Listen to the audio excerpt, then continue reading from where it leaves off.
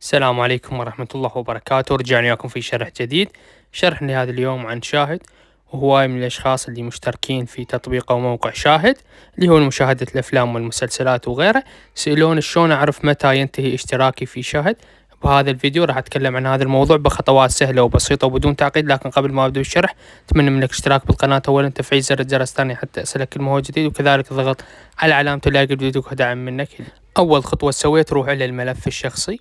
بعد ما تدخل إلى الملف الشخصي بهذا الشكل راح يظهر لك الملف الشخصي. بعد تروح إلى إعدادات الحساب، بعد إلى الاشتراك أو إدارة الاشتراك.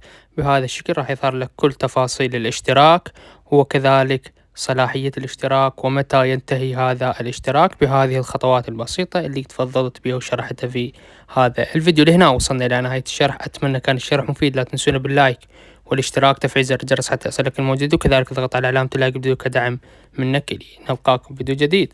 سلام.